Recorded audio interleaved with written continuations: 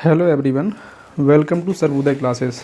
Sarvodaya classes में आप सभी का स्वागत है। जैसा कि आप लोगों को सब लोगों को अभी तक मालूम चल चुका होगा कि उत्तरकाशी में जो एक टनल कोलैप्स हुई थी उसमें करीब 41 श्रमिक जो है फंसे हुए थे, उनको क्या है बाहर निकाल लिया गया है। यानी कि सक्सेसफुल या सफलतापूर्वक जो है उनको सकुशल बाहर निकाल लिया गया है। लेकिन ये इतना ज़्यादा चर्चा में इसलिए हो गया क्योंकि रैट होल माइनिंग जो क्या है अपने आप में एक टर्मिनोलॉजी है और एक पूरी एक मेथड है किसके लिए, माइनिंग करने के लिए, जो इस्तेमाल की जाती है नॉर्थ ईस्ट स्टेट्स में।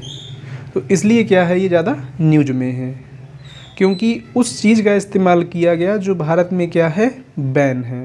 ठीक है, तो इस वीडियो के माध्यम से हम लोग प्रॉपर चीज़ों को देखेंगे कि रैट होल माइनिंग होती क्या है, कब इसको बैन किया गया और बैन करने के पीछे कारण क्या थे। ठीक है, और सबसे ज़्यादा ये कहाँ प्रचलित है। तो चैनल पर अगर आप नए हैं तो चैनल को सब्सक्राइब कर लीजिएगा और वीडियो को लाइक करिएगा। आइए हम लोग वीडियो को स्टार्ट करते हैं। देखिए यहाँ पर ये क्या है, एक इंडियन एक्सप्रेस का एक आर्टिकल है, what is the rat hole mining being done to rescue trapped Uttarkashi tunnel worker. यानी कि उत्तरकाशी की टनल जो कोलैप्स हुई थी हाल ही में, यानी कि 12 नवंबर की डेट से, जब से ये लोग फंसे हुए थे वहाँ पर।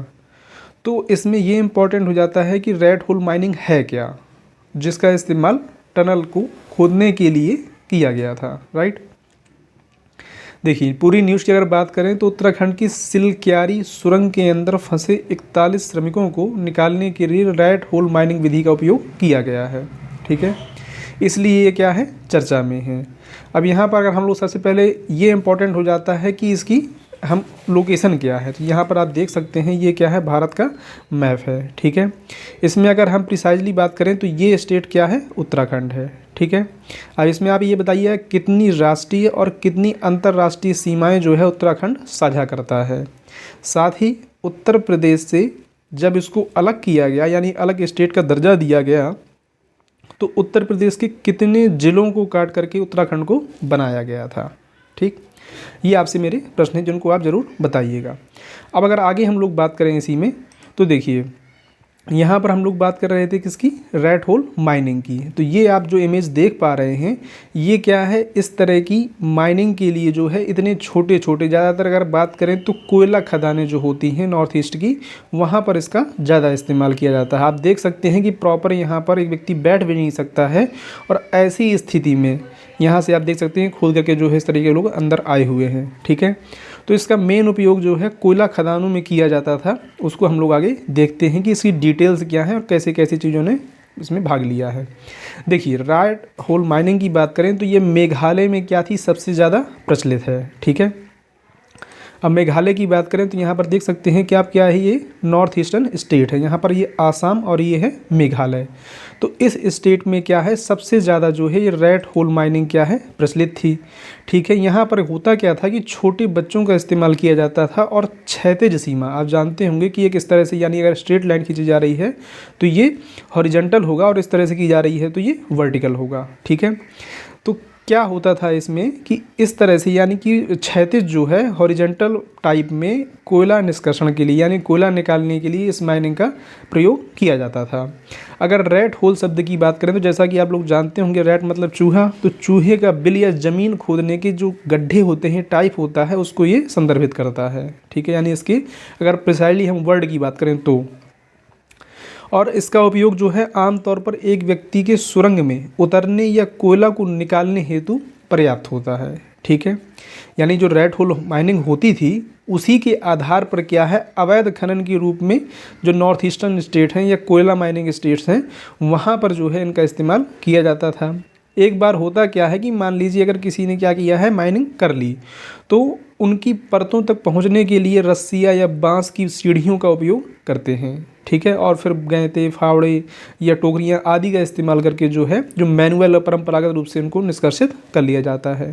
राइट, तो ये क्या होती है, रैट होल माइनिंग मेथड होती है। ठीक है, अच्छा ये न्यूज़ में क्यों है, तो न्यूज़ में इसलिए है क्योंकि जो बताया मैंने आपको पीछे कि उत्तरकाशी की जो सिलक्यारा टनल थी जो कोलैप्स कर गई थी, उसमें करीब 41% जो है वो क्या है फंसे हुए थे। तो उनको निकालने के लिए इस मेथड का उपयोग किया गया था। ठीक है, इसलिए ये क्या है, न्यूज में है। और सबसे बड़ी बात इसमें ये है कि देखिए एनजीटी ने क्या किया है, रेड होल माइनिंग पर प्रतिबंध लगा दिया गया था। उसके पीछे कारण क्या था, तो देखिए सबसे पहले तो ये जानना जरूरी होता है कब प्रतिबंध लगा दिया गया था। तो एनजीटी जैसा कि आप जानते होंगे, नेशनल ग्रीन ट्रिब्यूनल, एनजीटी, आप ये बताइएगा कि इसकी स्थापना कब की गई थी। ठीक है, साल 2014 में अवैज्ञानिक होने के कारण, यानी कि जो रेड होल माइनिंग मेथड है ये क्या है, साइंटिफिक नहीं थी, यानी कि इसमें जान का खतरा बहुत ज़्यादा था और इससे क्या है बहुत सारी समस्याएं भी निकल करके पहले भी आई हुई हैं।